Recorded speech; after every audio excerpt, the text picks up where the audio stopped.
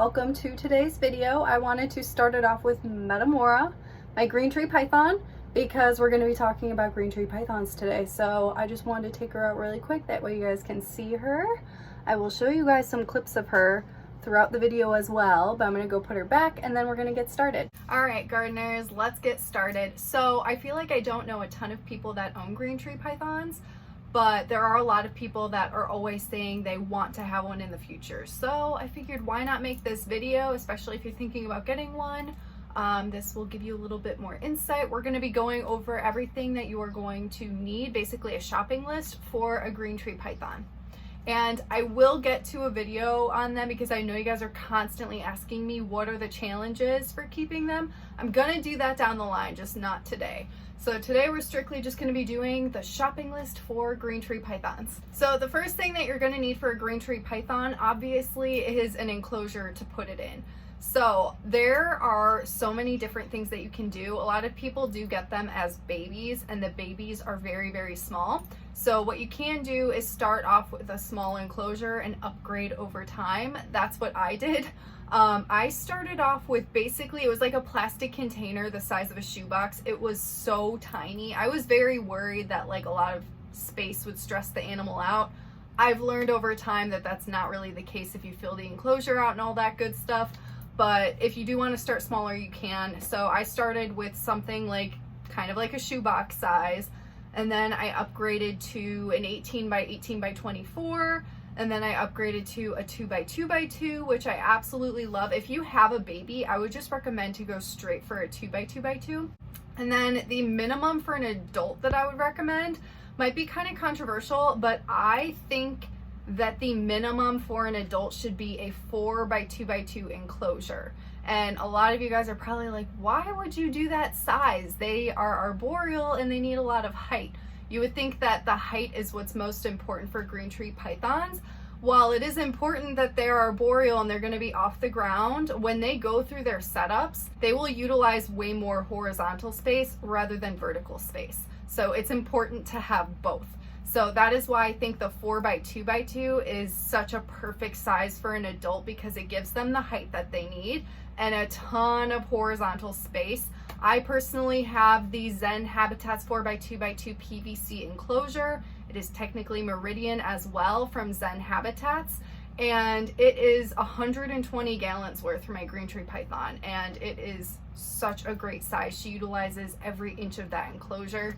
And it's good to upgrade over time too. So if you want to start off with something smaller, I would recommend to go with the 2 by 2 by 2, which is technically, I believe, 60 gallons. So if you have a baby and you want to put it in something a little bit smaller, so that way it doesn't seem completely overwhelmed in a really large enclosure like a 4 by 2 by 2, the 2 by 2 by 2 is half that size, and it is so great. She absolutely loved that. I have videos on both of those setups on my channel. So yeah. Also, if you're looking for any enclosure, you don't have to go with these options. There's so many different things out there. I do find that keeping them in a glass tank is harder to keep humidity up. So the best option to go with would either be a tub or PVC. These animals are beautiful display animals. They're more of a look, don't touch. So I feel like people that do want to keep these animals want something that's going to look really, really beautiful. So if you keep them in like a plastic tub, it's not very visually appealing. You can't really see them that well either. You can customize and make your own little thing. I personally just think the 4 by 2 by 2 PVC enclosures with like the front sliding doors just look amazing. You can do naturalistic backgrounds, and then the PVC holds in humidity. All of the PVC enclosures come with the humidity shields too. So I highly recommend Zen Habitats if you have a green tree python. I know I'm constantly talking about them, but it is such a good option, and I absolutely love it for mine, so I have to always share my opinion. So I'm going to try not to rant as much for all of the other items that you're going to need, but the enclosure obviously is the most important when it comes to what you're going to need for a green tree python. The next thing on my list are live and fake plants. So plants are going to be very important for your green tree python to basically fill in the space. You want your animal to feel safe and secure. If it is in a bare, empty enclosure, it's going to increase stress because the animal is going to feel exposed and trapped within that space. Plants will also add some enrichment. If you use, depending on what type of plants you have, it can be different textures and surfaces. All of those things are good for your snake to be able to rub off on when they're shedding as well, to get that skin off. So there's just so many things. Also, live plants will help increase the humidity of your setup as well. The fake plants won't do that, but they will obviously help fill in the space and make your snake feel a little bit safer in that setup. So both are very important. Some tips to go by when you're getting plants for your green tree python: if you want to use live plants, make sure that they are non-toxic. Obviously your snake is not going to be eating the plants. However, if it happens to accidentally strike and rip off a leaf or something, you want to make sure that it is not toxic. A great resource to go to is joshsfrogs.com. They have an entire list of plants that are safe for reptiles. They can ship it straight to your door.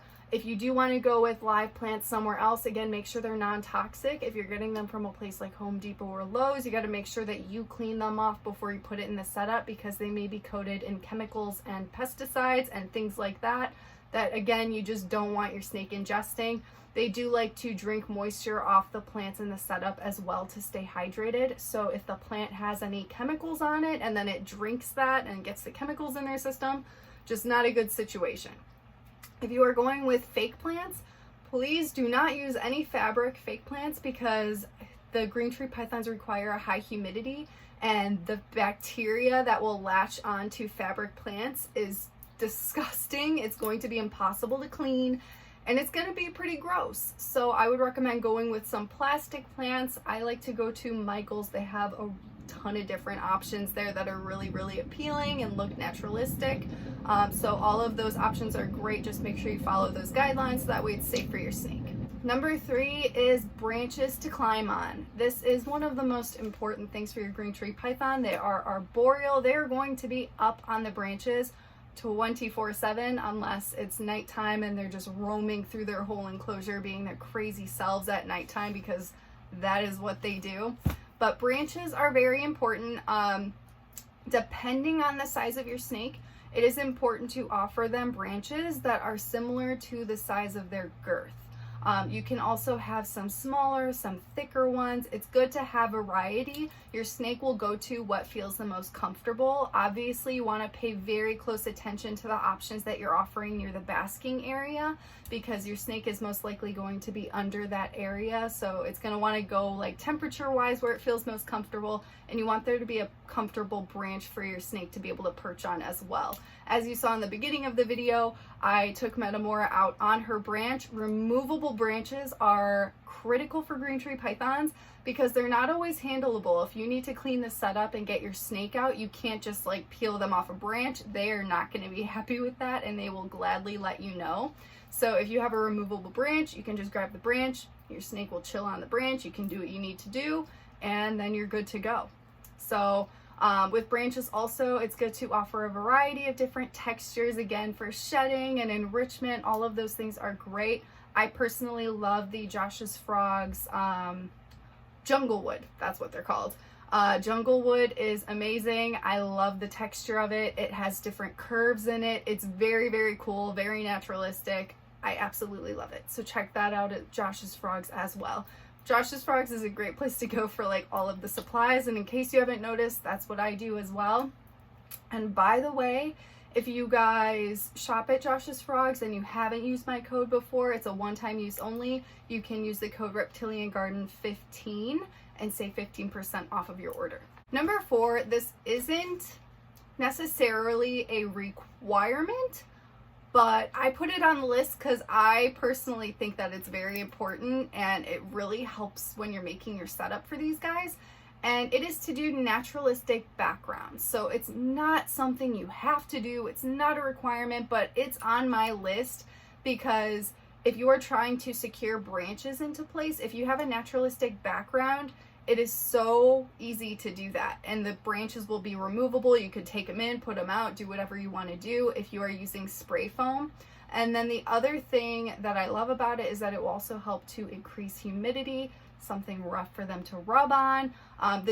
When you do a naturalistic background, it's not going to be perfectly flat, so you'll notice that your snake can actually use it to climb on as well. It's just a full-on jungle gym for your snake, and it will offer so much enrichment and make it really easy for you to place your branches in the setup that are also going to be removable. So that's why I think it is just so important, and I highly recommend it, so that's why I added it to my list. And if you have no clue how to do any of this and I sound like a crazy person, don't worry, because I have videos on every single setup that I've done for Metamora, and I do naturalistic backgrounds on all of them. So if you don't have any idea how to do it, just check out my videos and you will see exactly how I did the naturalistic background for her. Number 5 is heat. So green tree pythons do require a heat bulb.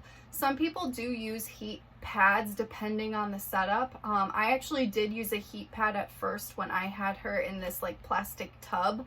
I put it on the side very close to the perch that she was on, so that way she would get enough heat.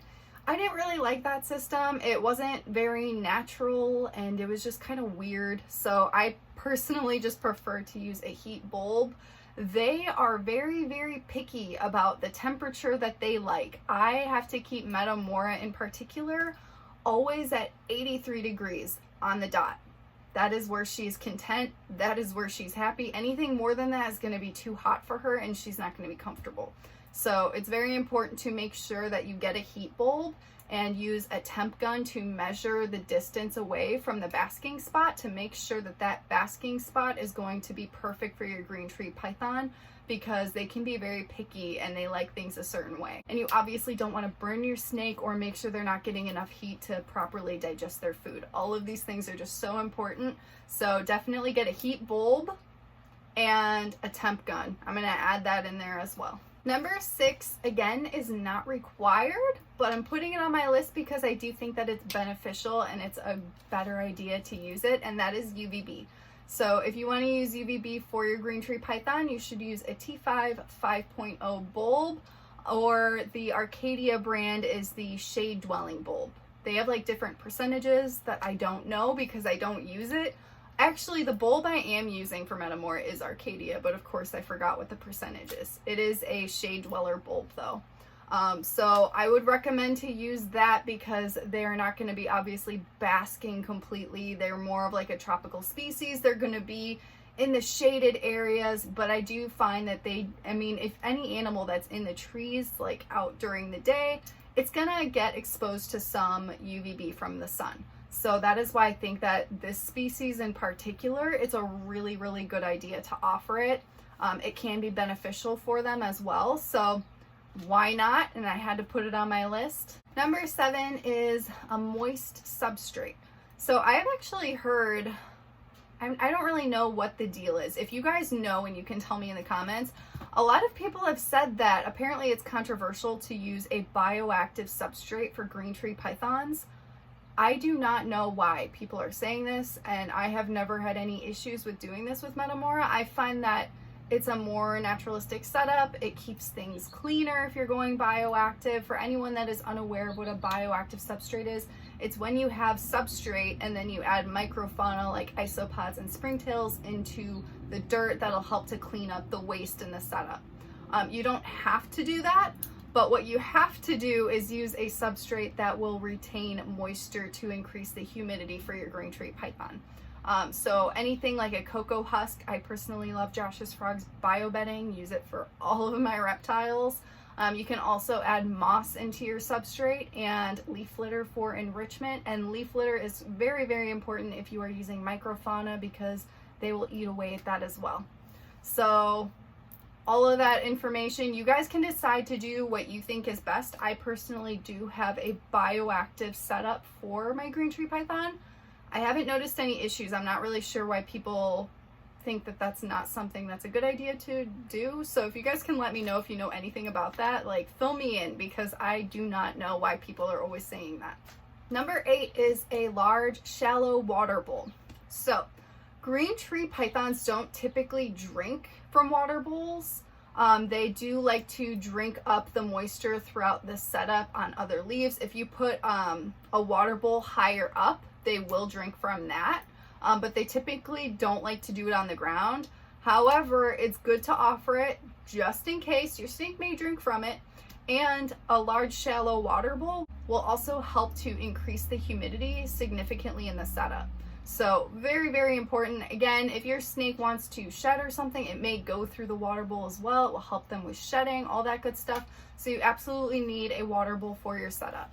Number 9 is a mister. So you can either have a misting machine, or you yourself can be the misting machine, and you can just use a little automated mister that you have to pump and squirt into your setup, which is what I do because I still have not set up my mist system. I'm basically at this point waiting to just move, have everything exactly how I need it, and then deal with that mister. But until then, I mist myself. So yeah, very, very important with green tree pythons. Again, they have that high humidity requirement. So you're going to want to be spraying every single morning and every single night. You do want there to be a dry period during the day for the substrate, because otherwise it'll get oversaturated and gross, and you do not want that to happen, because then it's an unhealthy environment for your snake. And number 10 is just some random items that you will be needing. One I already mentioned is the temp gun, very important tool. Number 2, tongs, feeding tongs. You are not going to want to be feeding rodents with your fingers to a green tree python. Very risky move, don't recommend. I've never done it, and I don't recommend anyone do it. So use some feeding tongs. And last on the list, very important for your mister and your water bowl and any water going in your setup, you're going to be needing to use ReptiSafe, which will dechlorinate the water and make it safe for your reptile. So that is the shopping list for green tree pythons. If you guys can think of anything else you think should be on the list, go ahead and leave it in the comments section. I hope this video was helpful, and I will see you guys in the next one.